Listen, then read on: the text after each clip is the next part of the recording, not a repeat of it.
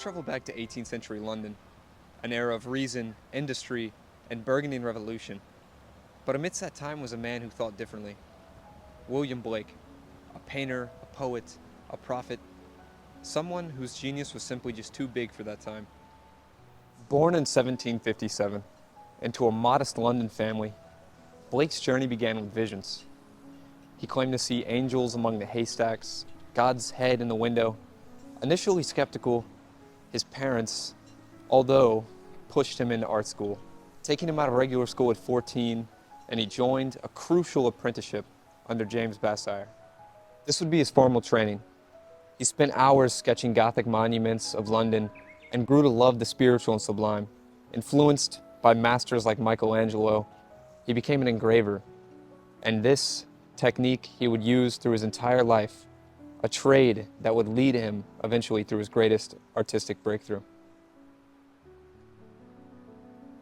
Blake's work is a cornerstone over the Romantic movement. While the Enlightenment celebrated pure reason, Romanticism in Blake celebrated the imagination and emotion away from rigid logic. He believed imagination was, quote, the body of God. He drew heavily from the Bible, but reinterpreted it to critique Orthodox Christianity and political tyranny at the time.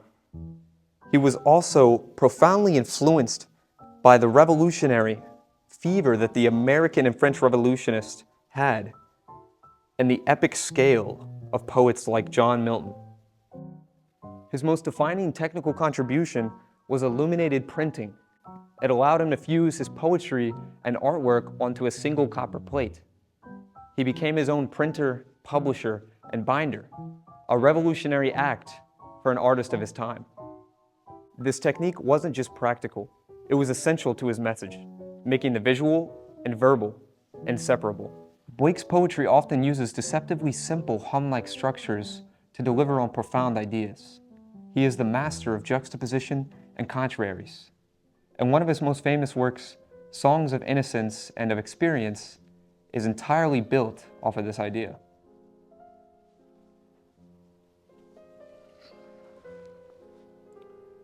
Let's look at the core of his work.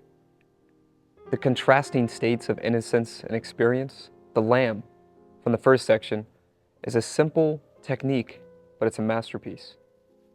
It uses gentle language and a repetitive structure. Little lamb, who made thee? Dost thou know who made thee?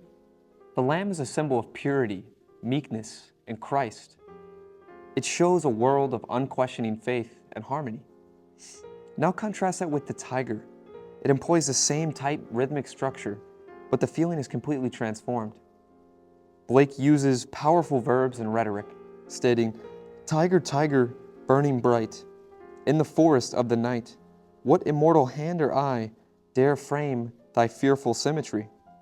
Here the Tyger symbolizes the terrifying, sublime, and energetic force of creation, the source of complexity and destruction. The central, unanswerable question is the poetic climax, where he states, "Did he who made the lamb make thee?" Blake uses these contraries to explore his central themes, the need to break free from institutional control and the deep use of things like child labor at the time, which was famously depicted in one of his poems called Chimney Sweeper. As Blake grew older, his works moved into more complex prophetic books, like The Marriage of Heaven and Hell and Jerusalem. These works defined his personal, intricate mythology, featuring things like reason and imagination. Although a respected engraver, due to his radical poetry and mystical visions, he was largely ignored and impoverished during his lifetime, being dismissed as an eccentric. However, his impact was profound on those who followed. He inspired the pre-Raphaelite Brotherhood, and a century later, the Beat Generation poet Allen Ginsberg, who thought that his work was a spiritual revelation. His vision continues to resonate today, a radical call to embrace imagination over fear. William Blake reminds us that true genius often lives on the margins. He was a visionary. He saw a corrupting social order, a divine creator, and the limitless potential of the human mind. All at once, his work remains as a powerful testament to see the world truly. One must see through the eye, not just with it.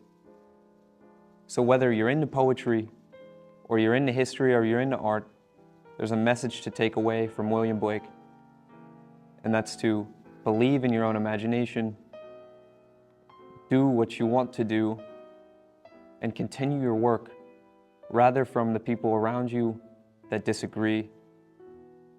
Because it turns out there might be a generation that does.